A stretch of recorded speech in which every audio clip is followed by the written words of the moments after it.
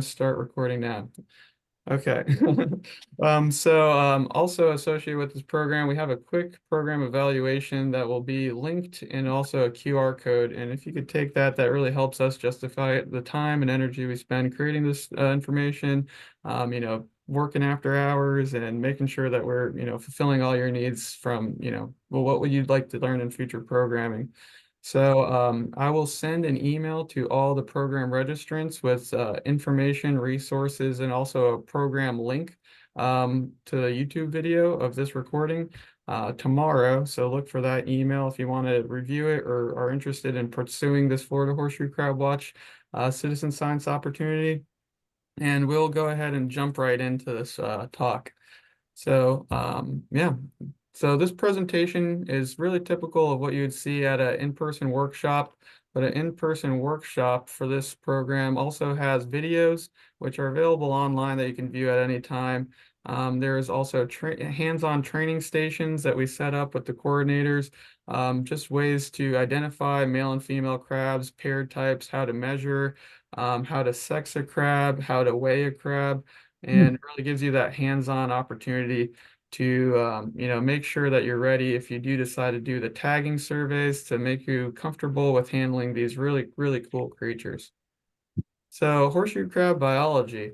You've seen these crabs up on the beach. They're not really crabs at all, and we're going to talk a little bit more about their unique characteristics that have changed very little over time. So horseshoe crabs are super strange creatures. They're invertebrates. They're not crabs at all. We'll go a little bit more into it, but what other kind of marine invertebrate do you know climbs on the beach almost like a sea turtle to lay their eggs and does so in like mass spawning at organizations and stuff. So this kind of behavior has really spawned a lot of people's interest in looking into these crabs, especially birders and stuff that are very passionate about the preservation of these creatures because the animals that they observe enjoy observing rely on their eggs during some point in their life. So, if you walk around the beach with a clipboard and a bucket, you're going to be asked a lot of questions. The more official you look, the more questions you'll receive. So hopefully if you decide to, participate in the Horseshoe Crab Watch program or, our volunteer or eco tour operator, really anything that, could utilize this information and be able to communicate it with others. That's what we're sort of aiming to give to you in this presentation. A little bit of quick facts that a lot of folks would find interesting because these things are found up and down the eastern seaboard. So if you're from Maryland, New Jersey, Delaware, up and down, Georgia, South Carolina, you've probably seen these crabs on the beach before. So what are horseshoe crabs, right? Horseshoe crabs aren't crabs at all. They're arthropods. Crustaceans are also arthropods, but these things are in the subphylum Heliocerata, which in Greek means claw horn. And there's about hundreds of thousands of these species in the subphylum, but there's only 4 horseshoe crab species worldwide. One lives in the Atlantic and 3 live in Asia. But these crabs, I'm doing it with little air quotes, are divided in 3 main parts. There's the prosoma, which is that characteristic horseshoe crab shape. There's the opistosoma, that is that spiky kind of backside, and then that telson that looks like a really bad stinger, but it's actually harmless, and it's just a way that they use to right themselves. So their body is made out of chitin, which isn't really unique to invertebrates at all, or crabs, even though these aren't crabs. Their body is divided into those 3 major appendages, and they have jointed appendages too. So that's not really unique to invertebrates or, crustaceans, but how are they different than these, crabs that we would normally associate them with? So horseshoe crabs are pretty much living fossils. They've been around since 440 million years old. They've gone through little changes in their shape throughout the millennia. They've been around before the dinosaurs. They've withstanded a lot of mass extinction events. And there was only one real big body shape change about 200 million years ago. Like I mentioned, there's 4 horseshoe crab species worldwide. One that lives in the Atlantic, that is the American horseshoe crab or the Atlantic horseshoe crab, Limulus polyphemus. And And our horseshoe crabs are actually more related to an extinct version, the Limulus darwini, that was gone about 150 million years ago, Hmm. more so than the Asian crabs that are around today. So, we might consider them primitive because they've, been through all these different kind of changes and they're still the same shape. But we like to call that a stable body shape because if it's not broken, why would nature fix it? So just to give you some more pictures of what the crabs look like throughout the world. So that is actually a mangrove horseshoe crab. It's in a different genus than the Hmm. Atlantic horseshoe crab, Lemulus polyphemus. Yeah. Then we have the Indo-Pacific Nice. horseshoe crab. So these are actually in a different genus than the mangrove or the Atlantic horseshoe crab. And then we have the Chinese or Japanese horseshoe crab. A lot of common names out there for these things, but that's actually the one that is now listed as endangered. Um, so are they dangerous? No, they're not. So these things look like little tanks, amphibious tanks that find themselves up on the beach, but when they're flipped upside down, they're pretty much just harmless. There's no defense mechanisms they have besides just their general shape and just being spiky. They can't bite you, they can't sting you, they can't pinch you. So they use their tails to right themselves, that telson. Remember, we have the prosoma, the pistosoma, and the telson to either sort of like backward arch back to flip themselves or almost use that like a pole vault and right themselves that way. Otherwise, they're, really, they could, the biggest threat from them getting knocked over is probably desiccation. There would have to be a lot of seagulls to make that a meal. So if they can't flip themselves over, they're going to just dry out and get baked by the sun. But, raccoons and seagulls can, definitely eat them if they find them on the beach. And never handle a crab by its tail. It's not that it's dangerous, but it's that muscle that's used to right themselves. So some of these crabs can get rather large. Females can be pushing over 3 pounds, especially on the eastern seaboard where you see, really large crabs. I've seen the biggest horseshoe crabs I've seen in Georgia area. So if you pick them up by the tail, you could be damaging the muscles around there, preventing them from righting themselves. So, not really giving them a good chance if they find themselves in this predicament. So what eats them and what do they eat? So horseshoe crabs, when they're large, they don't really have crazy many predators because they're pretty big shape, 2, 3 pounds. Females are much larger than males. There's that sexual dimorphism characteristic, and we'll learn about another cool one with their claws that's a little bit different. But these crabs, they'll just be bouncing around the bottom, eating soft-shelled clams, sea worms, crabs, detritus, really anything that's organic that they can fit in their mouth. And they use their jointed appendages to sort of sweep that towards the center of their mouth, which is located almost in the center of the horseshoe crab itself. As adults, they might get eaten by turtles, maybe some predators if they find themselves upside down on the beach, like I mentioned. Raccoons, but they're not really swimming in the water. Birds, they're not really swimming in the water. Maybe an American alligator if they're in that sort of brackish water kind of environment. But pretty much but when they're smaller, they can get eaten by, fish. But as adults, the really important thing that they do is they form these really um, uh, sort of predictable spawning sites where a lot of crabs go up on the beach and then they all lay their eggs. And that sort of characteristic has been taken advantage of by birds throughout the millennia. So, if you're going on the beach like clockwork and you're depositing lots of eggs in mass over 400 million years, something is going to take advantage of that kind of characteristic and really important for those shorebirds in the area. So there are many primitive traits, but like we say, they're that stable body shape. They have 5 pairs of jointed legs with these little like clasper things on the end, but they can't pinch you. They have a mouth in the center of their body. They have a operculum that's sort of a protective flap. Other species like fish, the gill plate is also called operculum, or that, if you pick up a horse conch or something, that little trap door is called an operculum as well. And that's protecting their book gills.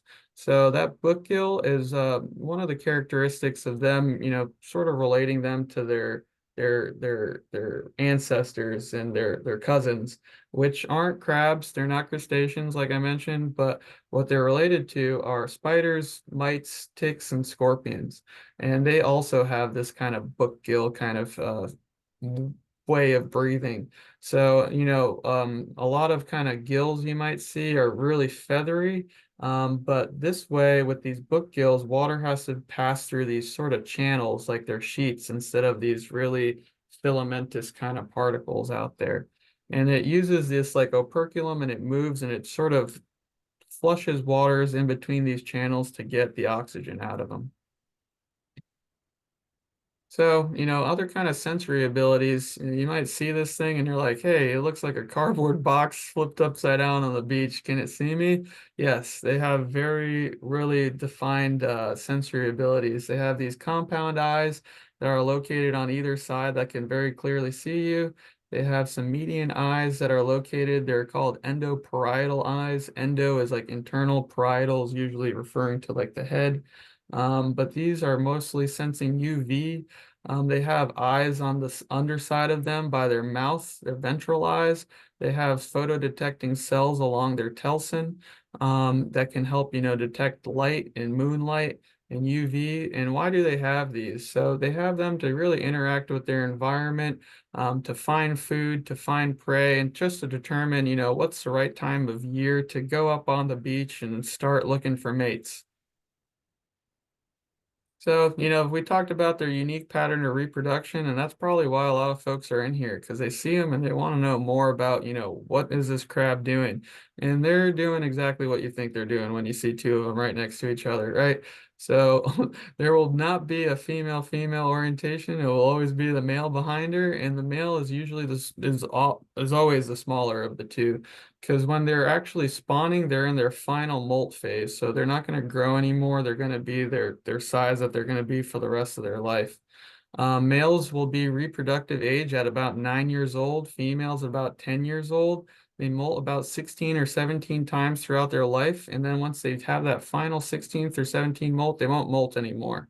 So that's going to be their final stage. So males, once they reach their final stage, they'll develop these really characteristic kind of boxing glove claws, which are pretty cool, and they'll attach to the female's opistosoma. So remember, we have the prosoma, opistosoma, and then telson is the tail. So these little boxing glove claws will latch onto the back of them and sort of hold on. And he'll hit to ride on her for a little while and then release. But they do that to migrate onshore, and they dig down to lay their little holes that they lay their eggs in, and we'll learn a little bit more about that. So their reproduction is definitely unique. The female will go up on the beach, usually during the spring and fall new moon and full moon high tides.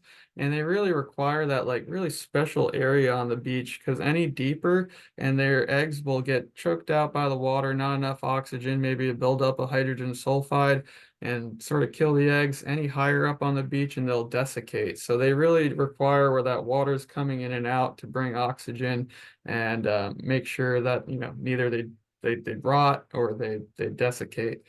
So the females they'll lay them in these burrow batches that are 10 to 20 centimeters deep. So that's about 4 to 8 inches.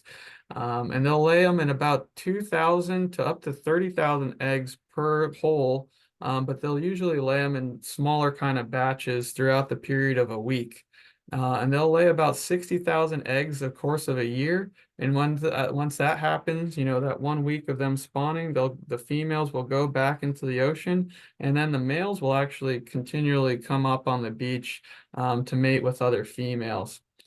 And Males will return females, and then eggs are fertilized externally, which are super unique, and it has a really cool kind of adaptation of sort of sneaker males that you might have heard of with fish, of satellite males around the spawning pair that could actually externally fertilize some of the eggs.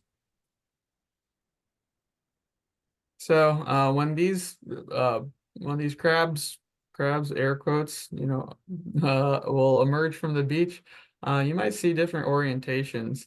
You might see one female with some attached males and satellite males around.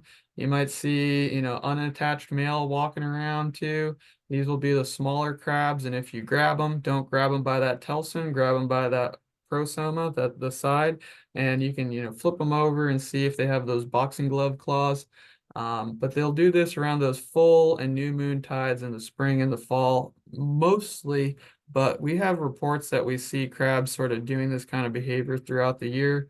Who knows if there's, a seasonal aspect with temporal changes throughout their range of the eastern seaboard.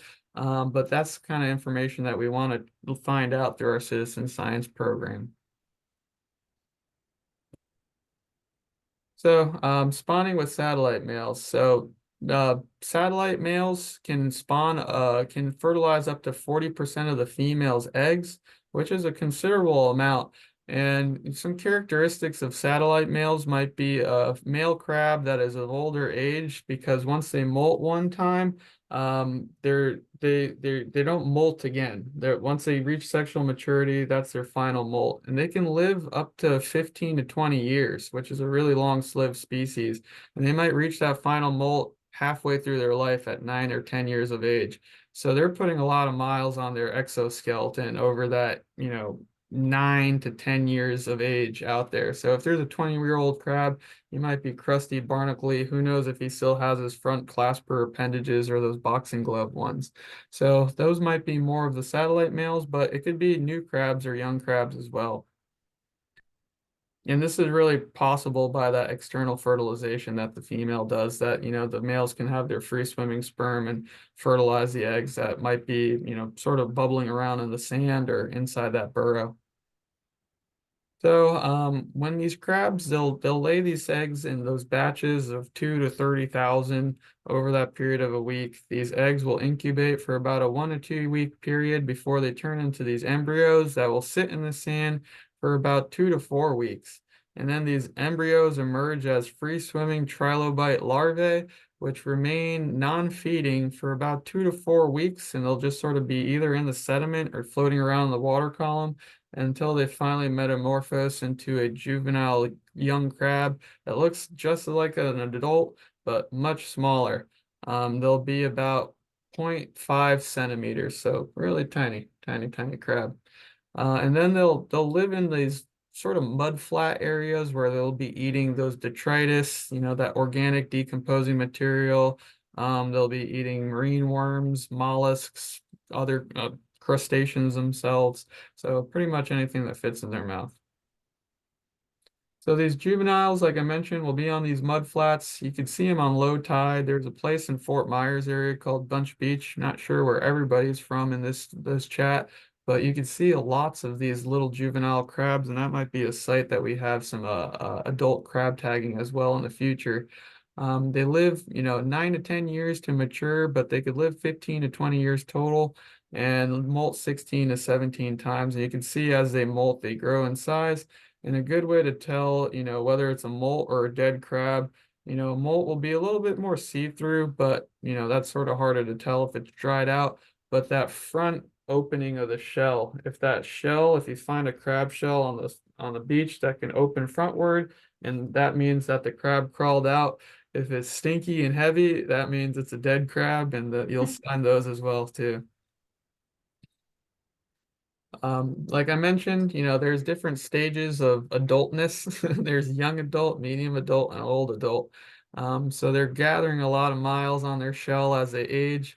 On their chitin-made shell, when they're a new shell and a new crab, they're almost sort of slimy and smooth. They have like this protective layer on them.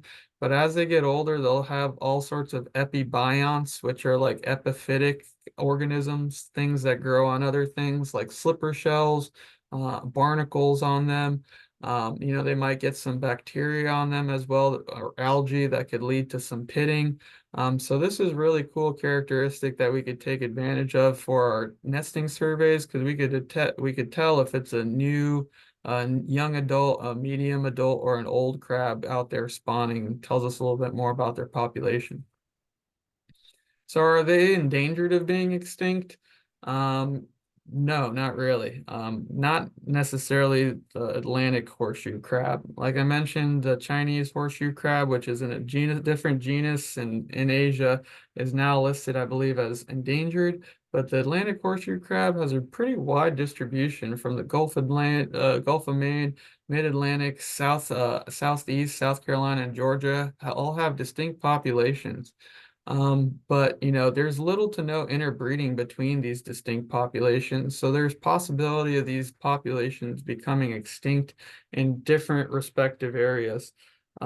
In Florida, we have 2 to 3 distinct populations in the Atlantic and 2 to 3 distinct populations in the Gulf. No crabs really along that seaboard in Texas, Louisiana area, but some crabs can be found in the Yucatan and Mexico. So they have, a wide range to resist total eradication, but like I mentioned, one of the Asian species is becoming endangered. So they've withstood mass extinction events for hundreds of millions of years, but maybe not so much humans. So breeding and tagging surveys, we could really take advantage of that behavior of them coming up on the beach to learn more about these crabs. Because how do you count something that looks underwater, that looks, pretty dark, that lives underwater, that might be, sort of cryptic kind of colored, covered in epiphytes, and, living in murky kind of conditions because you could find them in estuarine kind of habitats. Well, we do breeding and tagging surveys. So we'll go up on the beach, we utilize our citizen science help to estimate population sizes, understand the movements of these crabs through tags, determine, time of year and conditions where these crabs are actually, taking place with breeding. Learning about the population differences, if these tags are moving throughout the state or if they're going to go in one, these tags are occurring in one certain area with resightings. And then the data itself goes to the FWC for state management, and then the U.S. Fish and Wildlife Service that does an overall kind of program for these crabs up and down the eastern seaboard. And this program is, a Florida specific one, but it's been replicated. I think we actually took a lot of this data or this program stuff from like the Delaware kind of area as well. And people tag up crabs up and down the eastern seaboard. So horseshoe crab management, why are they important to us? Why should we care more about these things rather than just them being neat and unique? And, I just sort of like anything marine. Well, we'll tell you a little bit more about that. So horseshoe crab management, you could think of the 3 B's and then an A. So bait, birds, biomedical, and then aquarium. So these crabs are used for bait in the eastern seaboard, sort of the mid-Atlantic states where they have a whelk fishery for them and a small American eel fishery. Birds, like I mentioned, nesting shorebirds are really reliant on their eggs because they've been doing this same behavior for 440 million years. And then biomedical, like each one of us have been positively impacted by a horseshoe crab, whether you know it or not. And we'll talk more about that. So there's a federal fisheries management plan in the United States or in the Atlantic states that sort of governs the amount of horseshoe crabs that are harvested each year. There's a maximum number that's a state limit that's sort of, I think, deciphered from the larger fisheries management plan. That's was established in 2000, 2001, and really the main harvest is for bait and biomedical for them. The aquarium trade is really low, but they harvest about 1 million of them each year for those 2 sectors. Biomedical harvest has increased, not in Florida. Much of that is in the sort of northeast area where there's a lot more pharmaceutical labs. And in Florida, like we mentioned, the aquarium trade is probably the most impactful, but almost habitat loss is probably more or equally as impactful to them. So horseshoe crabs are harvested in those mid-Atlantic states, like I mentioned, in the Carolinas and stuff, to harvest whelk. So that's actually the channel whelk and the American eel. And they'll grab them by either trawl or by hand. And they've noticed, like, how do you know, like, the population of a horseshoe crab if they live underwater, like I mentioned, even before this tagging kind of surveys. And we're going to talk about, what was the red herring that got everybody to start looking more at these crabs. But they're managed along the eastern coast of the United States, like I mentioned, but not in the Gulf of Florida. But the harvest of Gulf horseshoe crab is very low. The mid-Atlantic states population has since stabilized since they've implemented these management plans in the 2000s. And then another reason, like I mentioned, is for the aquarium trade, which they're not harvesting Mac Daddy big crabs that are 2 or 3 pounds. They're harvesting the juveniles because those are aquarium sized, and those are 2 to 4 year old crabs, and they have sort of a unique kind of negative effect of that potentially. The unique kind of aspect of harvesting for the aquarium is that they take a long time to mature. The crabs that they're harvesting for the aquarium are about 2 to 4 years of age. So they're harvesting them before they're able to spawn one time. So it might be bottlenecking the genetic diversity just a little bit, because there's less, recombinant DNA mixing of two crabs, changing their DNA through sexual reproduction, not cloning themselves.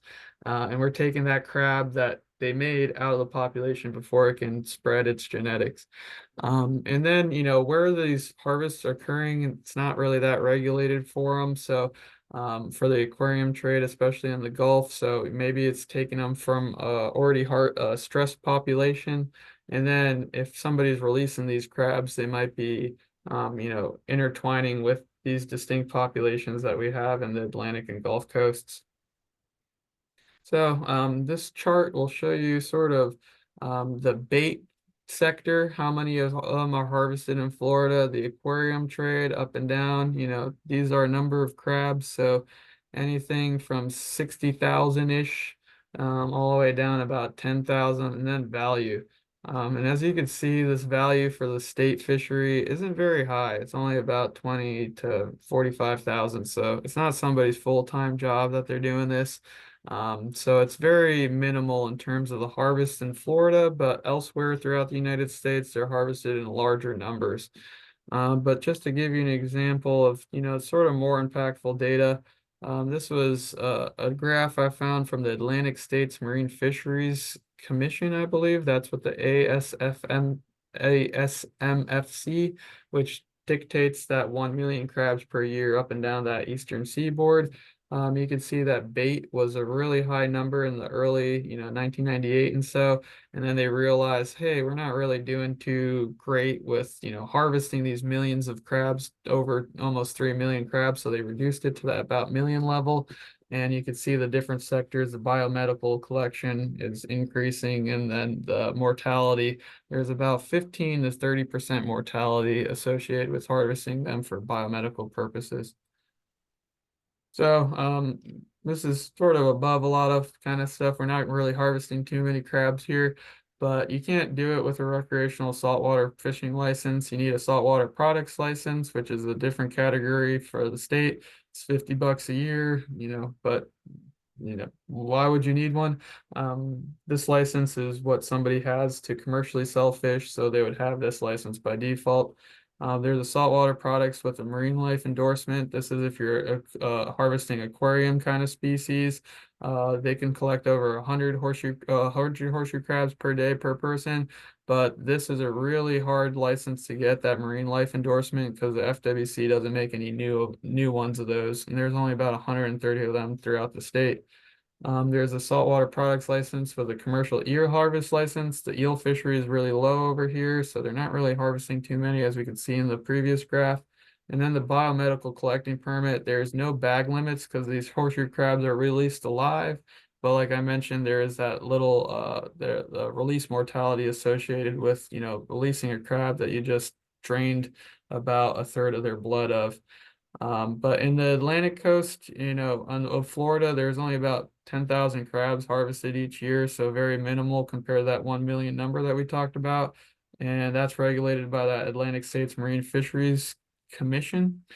And then the west coast of Florida, the Gulf Coast, there's no limit on that. So there's a data gap that we want to know more about. So like I mentioned, like we saw that really heavy harvest in the 80s, 90s, and then it decreased down when they were starting to think about those fisheries management plans. And the way they determined that, these horseshoe crabs weren't doing so well was from birders. So birders really, were pretty vocal. They were squawking about these red knots that actually migrate from Tierra del Fuego in South America. They'll start their migration in spring. They'll end up in, maybe this area and late spring, June, and then they are up in their breeding grounds in like June in the summer until the fall and autumn. They'll do the reverse migration. So each time they're hitting up distinct populations of horseshoe crabs that are depositing their eggs. And certain areas like Delaware Bay, where they were harvesting a lot of these crabs for the bait industry and biomedical, they were seeing a decrease of these birds going up on the beaches. So they started looking more into it, and they saw that how reliant these were for getting more energy before they make their really long 10,000-mile long journey. In some of these beaches, they can gain up to double their mass and weight just eating all these eggs for that migration. So, another B that we mentioned, so bait, birds, biomedical, blood. So why are horseshoe crabs harvested by the biomedical industry? They are wild harvested and transported to a lab and scraped clean just to get their blood. And why is their blood so, important? Well, it has something called limulus, so that's the genus of this species of horseshoe crab, which the other three species aren't in this genus. So limulus is unique to Atlantic horseshoe crabs. Amoebocyte, which is a blood cell, so sort of like a white kind of blood cell, and then lysate. To lyse something is to crack it open. And these blood cells that are cracked open have this special compound in them that clots in the presence of gram-negative bacteria, which is a really bad set of bacteria out there, and really important for biomedical industry to keep all their stuff sterile to make sure that we're not getting these bacteria inside of us.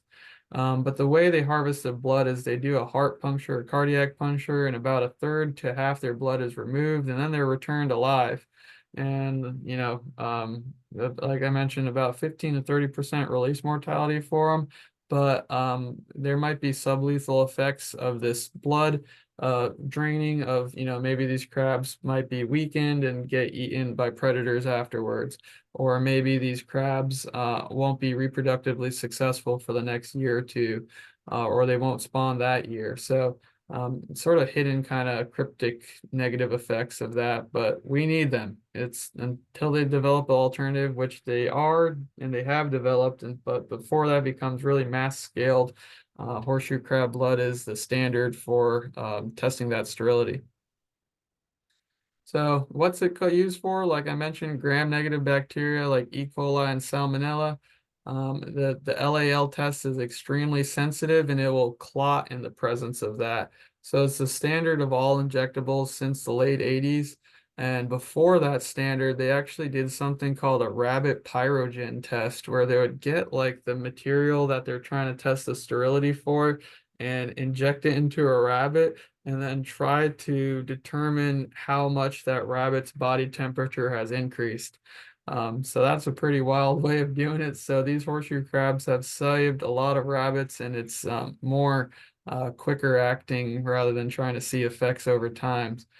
So this is used in injectable drugs and IVs and implantable devices in space, where you need sterility, where you don't want any kind of bad bugs in a really enclosed environment, and even computers, which I didn't really know what they're using it for, but I guess you want to make sure your boards and stuff are clean.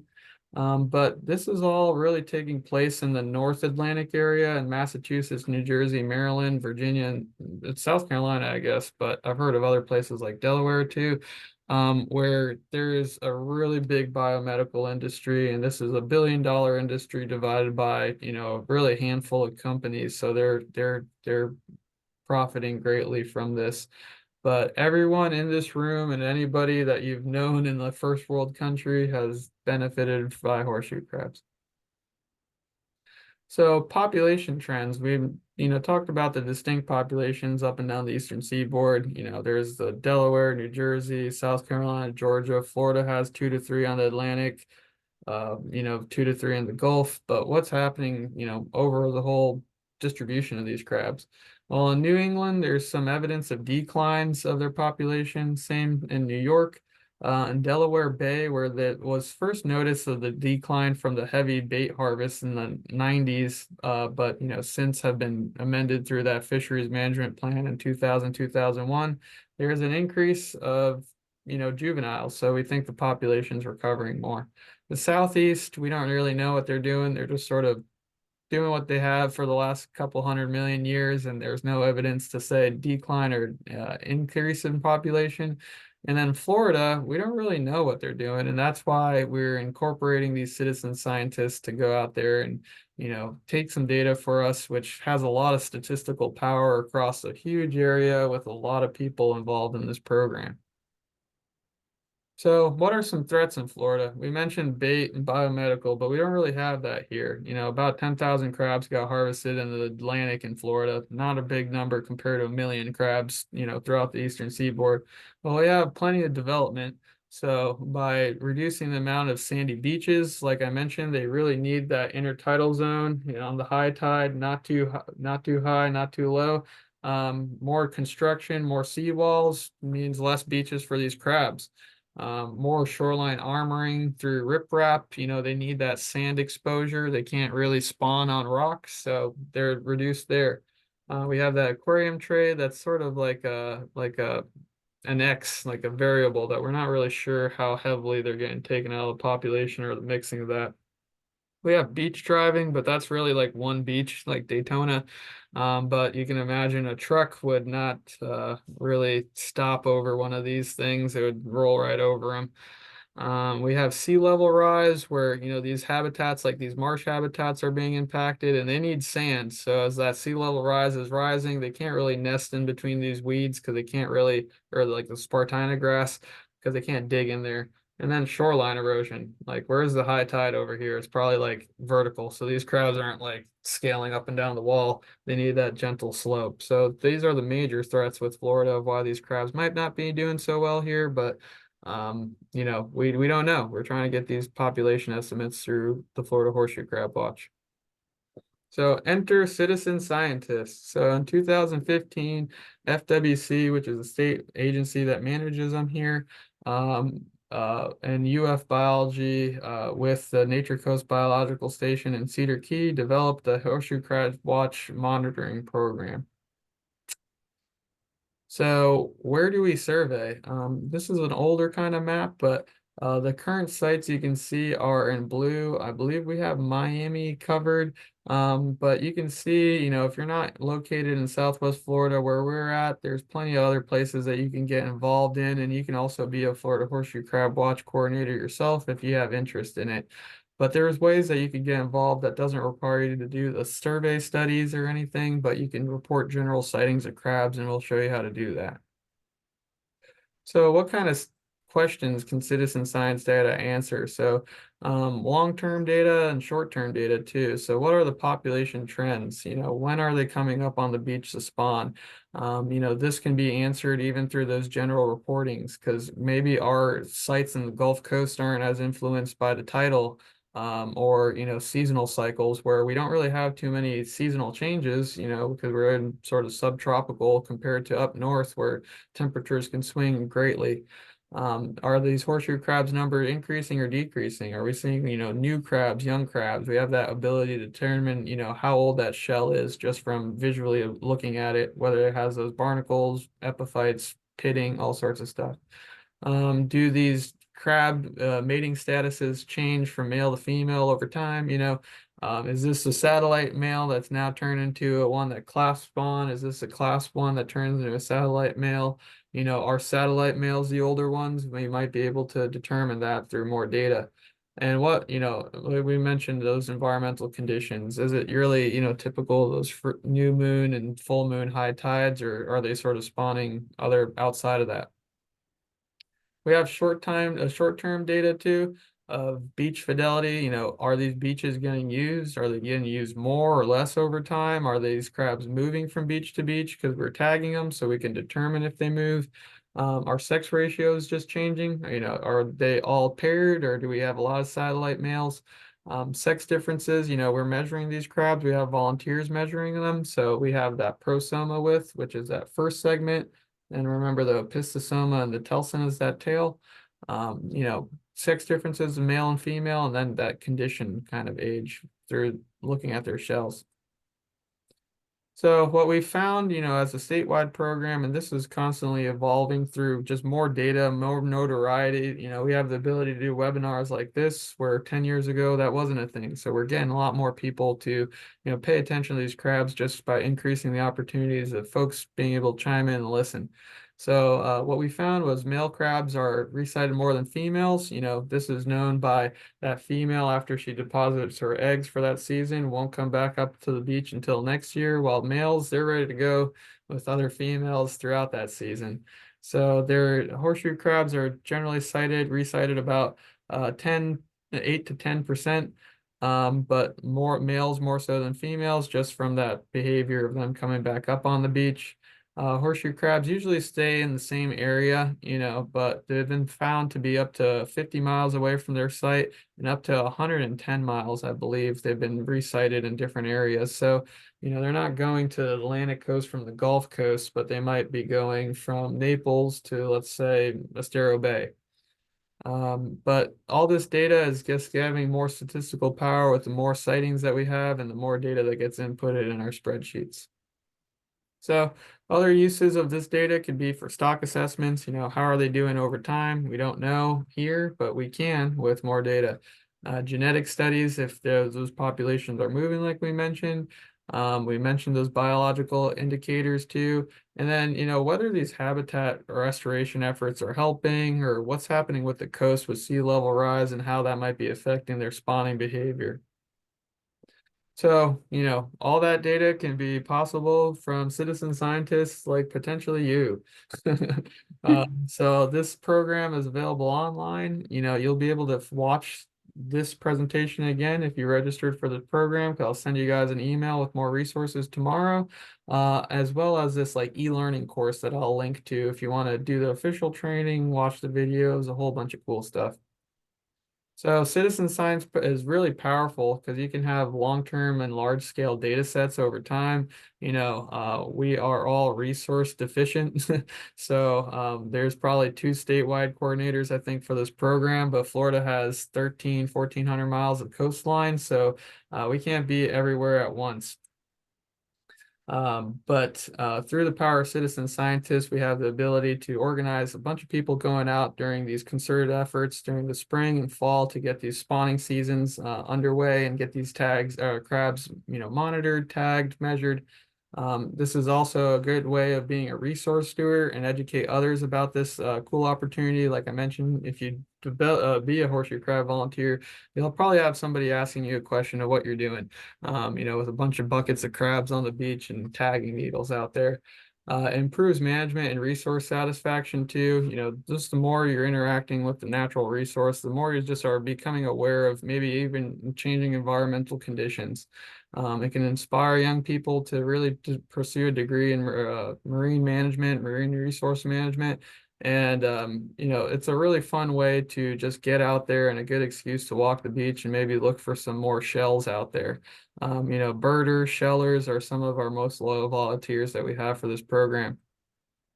So this is just a graph that just shows how accurate the citizen science volunteers can be compared to professionals out in the field.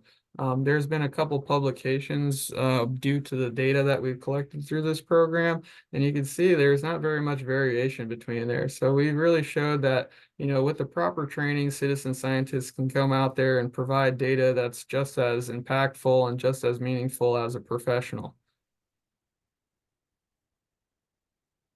So, sort of preliminary statewide kind of results that we have from this program. This is ever changing and we send updates. If you get involved with it, you can talk to your coordinator and see, hey, how many tags were deployed in my county this year or that year? And there's a shiny app interface that you could find all this information at as well. But on average, our female crabs in Florida are about 1,265 grams. So that's about 45 ounces, or I think 2.7 pounds. Have that prosoma width, which is that front shell, that horseshoe crab shape that we're going from the furthest point to furthest point width of about 8 inches.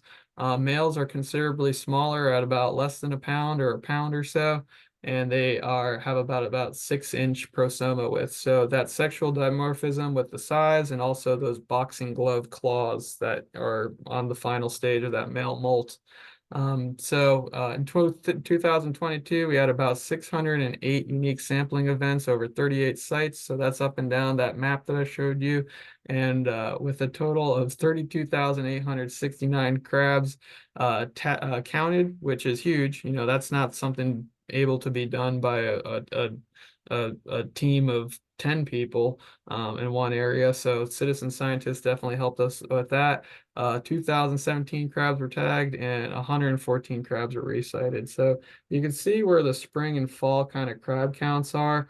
We get a lot more crab sightings and crabs counted in the spring. But the fall, that might just be people are busy. We might not have as many volunteers out there. So consider it. So, Horseshoe Crab Watch volunteers, what do you guys do? There's three major parts to it. There's the beach nesting survey. So just going up and down the beach on your designated site. You're not doing this in a random location. If you're going to, be involved with the program, I ask you to reach out to the regional coordinator for your area. You might have one, you might not have one. You might be the new regional coordinator for your area. So we send people out there during certain events. Luckily, the tides are very predictable. So we know when the tide is occurring during hours that people are awake. They might be doing this also in moonlight hours too, but we're not going to send you out there in the middle of the night to tag crabs. But you'll go on your designated transect. You'll see if there's a presence of crabs and you'll mark, it's a lone male, lone female, male and female, male with satellite males. After that, you'll go back and you'll try to see if there's any tags on the crab. So the tags will always be on the left-hand side of the crab, and they're usually sort of past like the widest part of the shell. So you want to have them on that like sloping back section to sort of reduce drag of it and it getting caught on something. So if you find a retagged crab, we have a sheet that if you're doing a survey, you could report that on. We're also going completely electronic. So we have a form on Survey 123 that we're asking people to do instead of that sheet. But if you find a crab outside of the surveys, the official surveys, which happen in March and April, and then September and October, so spring and fall, you can report a tag anytime. If you see a tag crab in June, you can call 1-800-1888-Limulus or go to fws.gov/crab tag because this is part of that statewide or no the federally wide program, the U.S. Fish and Wildlife Program. Dude. Oh, and then finally tagging, sorry. Once you do your nesting survey, see how many pairs are out there. If there is any pairs, sometimes there's zeros and zeros are still data. You can then you do your tag reciting one. Oftentimes you might not have a reciting of a tag, and then tagging itself if you go through the online course, it'll show you how to do that. We have videos out there too, but it requires them to have their exoskeleton punctured, their prosoma, with an awl. It's like an ice pick kind of thing, and then putting this like cattle kind of tag in there. And you can see that object right over here. It has like this tape on it for a stopper, so you don't just punch right through the crab. And we talked about how their blood is so special because of that limulus amoebocyte lysate. So their immune system's really good.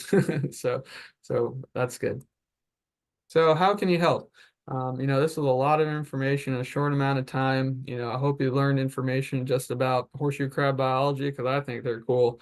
But you can help in a bunch of different ways. So you could report sightings any time of the year. You could report general crab sightings and recaptures from, doing that fishandwildlife.gov/crab tag and then the 18888 limulus. There's also this general crab sighting form. They don't have to have a tag on them. You could just say, hey, I've been seeing a bunch of crabs on this beach, and you want to let managers know about the significance of that beach. That is available on Survey 123, and I'll show you what that looks like too, or the FWC Reporter app. The FWC Reporter app you can't find on the App Store anymore, but if you have it on your phone, it still works to access this survey. So if you have the FWC Reporter app, you like report invertebrate and then you see a horseshoe crab there, but you can't download it for some reason. I'm working on trying to get them to rehost that. Yeah. And then if you're wanting to participate in the Horseshoe Crab Watch program, this is in March and April, and then spring and October. Your volunteer coordinators will post survey dates out there that you can check with them to see, what time of day and what day you need to go up on the beach on to do that and what location. So, you could go on the Florida FWC, Florida Horseshoe Crab Watch website to see if there's a program near you. I think it's broken down by counties and you can click the drop down for each county and see who the contact is there. There's that online training that's narrated that, sometimes these coordinators will do in-person workshops. I do one about 1 or 2 times a year. But if you're in Charlotte County, I think they're actually doing their workshop like next week or 2 weeks from now. So you can look at that. But there's that online training, and the online training is great, but you just don't have that hands-on component of, asking a volunteer, am I doing this right? How am I measuring it? If I'm using the scale correctly, am I potentially tagging in the right kind of place? So for us personally, we ask that if it's your first time out there doing the survey, that you sign up with somebody who might be more experienced than you or have done this a couple times and make sure that we're treating the crabs the best we can. And that form is on Survey 123 for the Horseshoe Crab Watch program. And it's also, we have paper copies that will be in each kit that you can transpose if you rather do it on paper rather than your phone while you're out there because your fingers can get wet. It could be windy or rainy when you're out there. So yeah.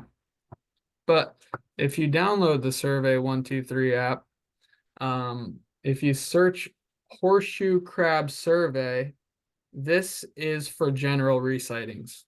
You can do this any time of the year. If you download Horseshoe Crab Watch, you have to search it in the Survey 123 bar. This is for the official Horseshoe Crab Watch survey. But don't download this one unless you plan on becoming an official volunteer. Download this one if you just want to let us know where crabs are at any time of the year. Okay, so with that, brings me to questions. So I will answer any questions you guys have. I also ask if you can go ahead and scan that QR code or check the chat for this Qualtrics link that you see over there. That really helps us determine if you learned anything from this program, how we can do something better. If you want more information about this, I will also send anybody who registered for this talk a follow-up email tomorrow with a link to this recording and some additional resources as well. So with that, I think I can stop my recording and I'll take it.